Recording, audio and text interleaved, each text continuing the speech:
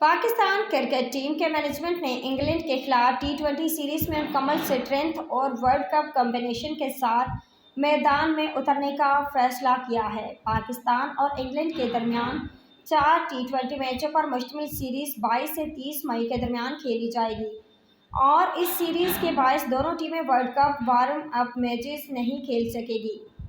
ذرائع کے مطابق پاکستان کرکٹ ٹیم کے مینجمنٹ نے انگلینڈ کے خلاف سیریز کے لیے مکمل اسٹرینتھ اور ورلڈ کپ کمبینیشن کے ساتھ میدان میں اترنے کا فیصلہ کیا ہے۔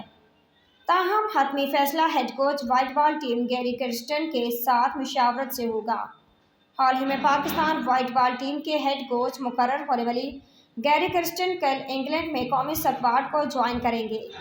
ٹی20 ورلڈ کپ میں کون کون ٹیم کا حصہ ہوگا؟ 15 نام فائنل۔ ذرائع کے مطابق پاکستان کرکٹ ٹیم کی مینجمنٹ نے انگلینڈ کے خلاف پہلے ٹی20 میں حارث رؤف اور عثمان خان کو کھلانے کا فیصلہ کیا ہے۔ حارث رؤف اور عثمان خان کو آئرلینڈ کے خلاف 3 ٹی20 میچوں کی سیریز میں موقع نہیں ملا تھا۔